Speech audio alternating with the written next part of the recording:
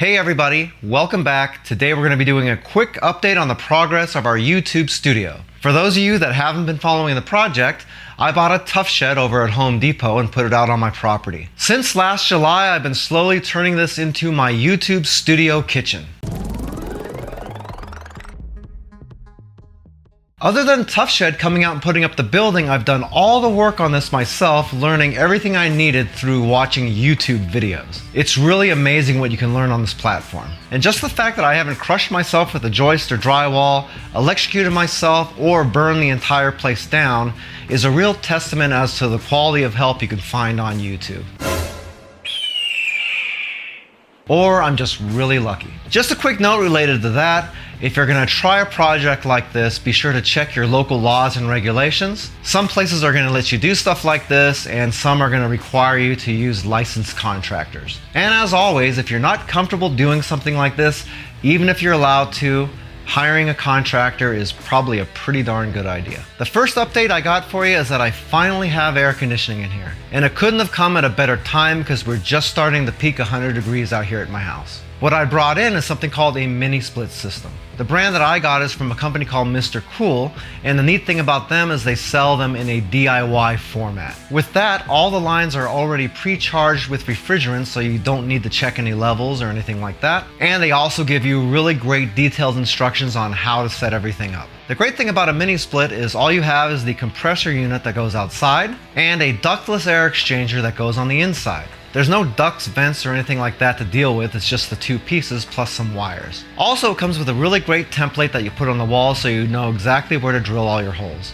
That came in really handy because I had to drill one really big hole to get all those cables to the outside. Once those are out there, the exchanger just kind of snaps into place. The only thing that was sketchy for me is that all the coolant lines are copper and they're not pre-bent or anything like that. So what you have to do is you have to bend them as you go. You have to be super careful when you're bending those to avoid kinking the lines, because if you do that, then you're going to have to be calling Mr. Cool buying new lines. Once I got rolling with that, it really wasn't that big of a deal and the process went pretty easy. You can run all the coolant and power lines in one bundle all the way over to the compressor, and I picked up a snazzy cover kit that goes over all of those cables and makes everything look really nice on the wall. Once you get over to the compressor, it's really easy.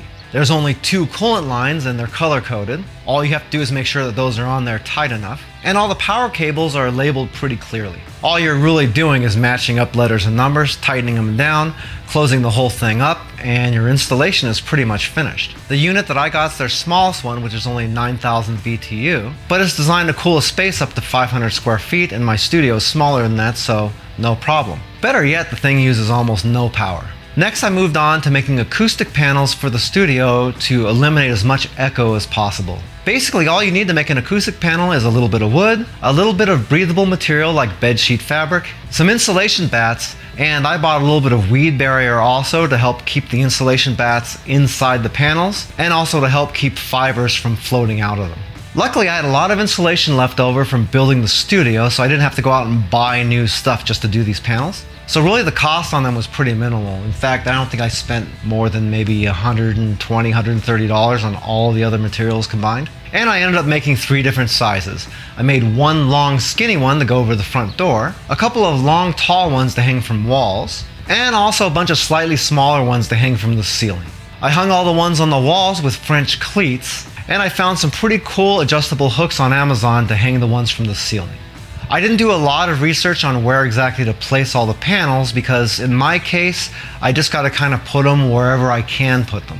You figure I can't put anything on 2 of the walls since all my kitchen equipment is there. Plus I got TVs and all kinds of other stuff going in here, so pretty much wherever there's open space, there's a panel. The fact that I can make corner adjustments to all the ones hanging from the ceiling is a bonus. That way, if I'm not happy with the acoustics at the end of the day, I can always adjust those a little bit and sort of aim them right at me if I need to. Next, I put up my hanging pot rack. If you've been following the channel for a while, you'll know that at my last house, I had a hanging pot rack over the island where I recorded from. That was really convenient and I really liked it there, but the way the studio's laid out, it just didn't make any sense to put one there again. So instead, I got one that hangs directly on the wall, and it's got an integrated shelf on top of it to boot. That's going to come in really handy. I think it's going to look really great with pots hanging from it. And the best part is that it's not going to be in the way, and I don't have to worry about banging my head on pots, since I used to do that every other day. Next, I put up a utensil hanger right next to the pot rack. That's going to be primarily used for serving spoons or something like that. I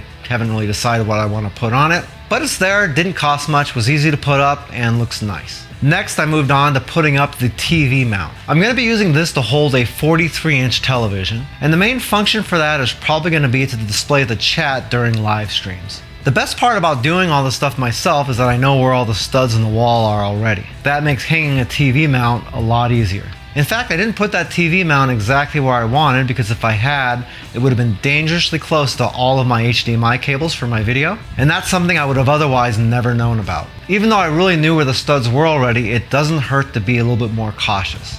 A really great tip for finding the studs in your wall isn't necessarily banging on the wall or using a stud finder from Home Depot or anything like that. All you gotta do is take a rare earth magnet or even a really strong refrigerator magnet and just kind of slide that around on your wall. Once it finds a drywall screw, it'll stick right to it. And the only places you'd be using drywall screws is right on your studs. So that's a quick, easy, and effective way to avoid having to patch holes later on. The best part about this mounted TV mount that I bought is the fact that this thing can come out way far from the wall. In fact, I could pull this almost 3 feet away from the wall, and I'll be able to turn that TV a full 90 degrees straight at me. This is the only TV mount that I've ever seen that gives you that much control. Next, I moved on to caulking trim. Remember, I cased and framed the window and door myself, so you can see all these little ugly gaps all over the place where the wood comes together. I went over every one of those gaps, cracks, and voids with some DAP trim caulking. I even went out and bought a fancy electric caulking gun. That made this part of the job really easy. I've used a regular caulking gun a couple times before, and I've always made an unbelievable mess with the thing. This thing was really easy, and I probably only spent about 45 minutes doing all of the trim work, and the results with it are fantastic. The best part is when you let go of the button, caulking stops coming out of the end of the tube. That's huge because before I ended up with more on the floor than I did actually where I was trying to put it. Hey, by the way, if this is your first time here and you want to learn some cool new recipes, get some great cooking tips and tricks and all sorts of other kitchen related things, then start now by subscribing to the channel and clicking the notification bell so you never miss a thing. My goal when starting this project was to get the entire thing done in a year and a half. That would have put completion someplace around December 2024. I was able to get through a lot of stuff a lot quicker than I thought I would, so I revised that over to July of this year. So far, that's still looking possible. As of recording this video, it is June 2nd. I went in and ordered all my cabinets, and those are coming in Tuesday. Once I get those in, I can order my butcher block countertops. And once I have the countertops done, I may try to start recording here in the studio even before I get the appliances. If that's the case, then barring some sort of catastrophe, I should be ready to go really soon.